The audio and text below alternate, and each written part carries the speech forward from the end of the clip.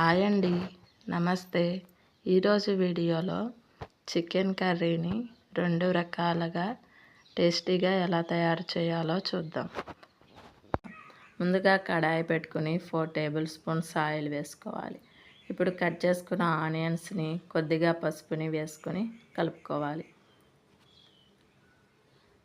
ఇప్పుడు కట్ చేసుకున్న పచ్చిమిర్చిని వేసుకుని మరొకసారి కలుపుకోవాలి.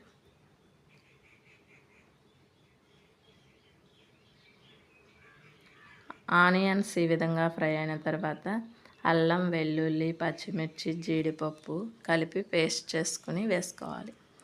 ఇది పచ్చివాసన పోయే వరకు వేయించుకోవాలి. ముందుగా వాష్ చేసి పెట్టుకున్న చికెన్ని వేసుకుని 2-3 మినిట్స్ ఈ విధంగా కలుపుకుంటూ ఫ్రై చేసుకోవాలి. ఇప్పుడు టేస్ట్కి సరిపడా ఉప్పుని, కారాన్ని వేసుకుని ఈ ఉప్పు, కారం మొత్తం ముక్కలకు పట్టే విధంగా కలుపుకోవాలి. 2-3 మినిట్స్ ఈ విధంగా కలుపుకుంటూ ఫ్రై చేసుకోవాలి.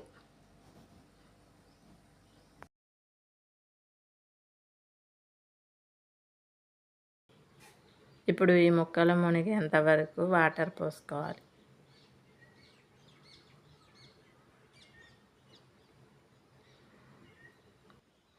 ఇప్పుడు ఒకసారి కలుపుకోవాలి. ఇప్పుడు మూత పెట్టుకొని హై ఫ్లేమ్లో 10 మినిట్స్ ఉడికించుకోవాలి. 10 మినిట్స్ తర్వాత ఇప్పుడు మూత తీసి చూద్దాం. ఇప్పుడు ఒకసారి కలుపుకొని మూత పెట్టుకొని ఉడికించుకోవాలి.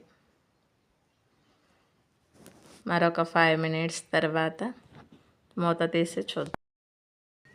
ఇప్పుడు మసాలా పొడి వేసుకోవాలి. ఈ మసాలా పొడి మొత్తం కలిసే విధంగా ఒకసారి కలుపుకోవాలి. ఇప్పుడు మనం మూత పెట్టుకొని మీడియం ఫ్లేమ్లో కూర గ్రేవీ థిక్గా అయ్యే వరకు ఉడికించుకోవాలి. 5 మినిట్స్కి ఒకసారి మూత తీసి కలుపుకోవాలి.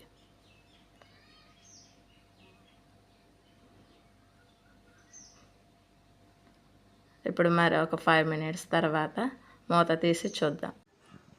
ఈ విధంగా కూర గ్రేవీ థిక్గా అయ్యి నూనె సపరేట్ అయింది కదండి. ఇప్పుడు మనం కొత్తిమీర వేసుకుని 2 మినిట్స్ ఉడికించుకుంటే చికెన్ కర్రీ రెడీ అయిపోతుంది. ఇప్పుడు మరొక పద్ధతిలో చికెన్ కర్రీని చూద్దాం. ముందుగా కడాయి పెట్టుకుని 4 స్పూన్స్ ఆయిల్ వేసుకోవాలి. ముందుగా వాష్ చేసి పెట్టుకున్న చికెన్ని వేసుకుని మీడియం ఫ్లేమ్లో పెట్టుకుని మనం కలుపుకుంటూ వేయించుకోవాలి. ఇప్పుడు చికెన్లో నుంచి వాటర్ వచ్చింది కదండి. ఈ వాటర్ అంతా పూర్తిగా ఇంకిపోయి ముక్కలు కొద్దిగా లైట్గా వేగాలి. అప్పటి వరకు వేయించుకోవాలి. ఇప్పుడు మనం కొద్దిగా పసుపుని, కారం, కొద్దిగా సాల్ట్ని వేసుకుని ముక్కలకు పట్టే విధంగా కలుపుకోవాలి.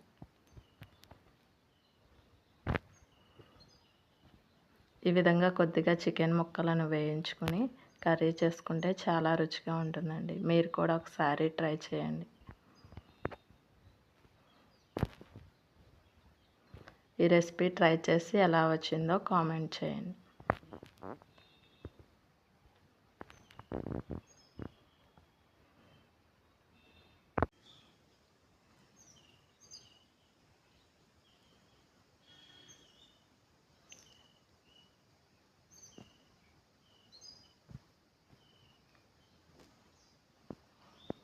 ఈ విధంగా ఫ్రై అయితే చాలండి. మనం ఒక ప్లేట్లోకి తీసేసుకుందాం.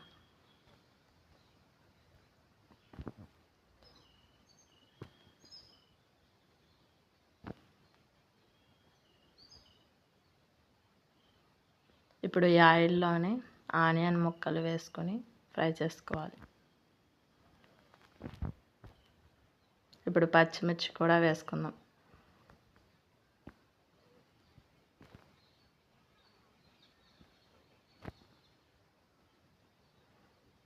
ఆనియన్స్ ఈ విధంగా ఫ్రై అయిన తర్వాత అల్లం, వెల్లుల్లి పేస్ట్ని వేసుకోవాలి.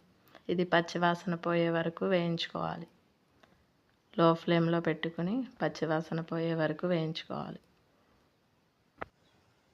ఇప్పుడు మనం ముందుగా వేయించి పెట్టుకున్న చికెన్ని వేసుకోవాలి. ఇప్పుడు ఒకసారి కలుపుకొని మసాలా పొడి వేసుకోవాలి. ఈ మసాలా ముక్కలకు పట్టే విధంగా కలుపుకోవాలి.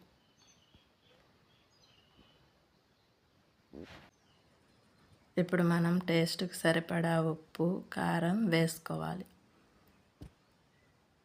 ఈ ఉప్పు, కారం ముక్కలకు పట్టే విధంగా కలుపుకోవాలి. ఇప్పుడు మనం ఈ ముక్కలు మునిగేంత వరకు వాటర్ పోసుకోవాలి. ఒకసారి మొత్తం కలిసే విధంగా కలుపుకోవాలి. ఇప్పుడు మూత పెట్టుకొని హై ఫ్లేమ్లో 10 మినిట్స్ ఉడికించుకోవాలి. ఇప్పుడు 10 మినిట్స్ తర్వాత తీసి చూద్దాం. ఒకసారి కలుపుకొని మూత పెట్టుకొని మీడియం ఫ్లేమ్లో ఉడికించుకోవాలి. ఈ కూర గ్రేవీ థిక్గా అయ్యి నూనె సపరేట్ అయ్యే వరకు ఉడికించుకోవాలి. ఈ విధంగా మధ్య మధ్యలో 5 మినిట్స్కి ఒకసారి కలుపుకోవాలి.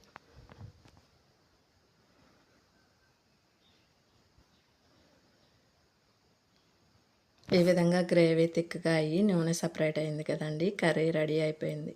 ఈ వీడియో కనుక మీకు నచ్చినట్లయితే లైక్ చేయండి, షేర్ చేయండి అండ్ సబ్స్క్రైబ్ చేసుకోండి.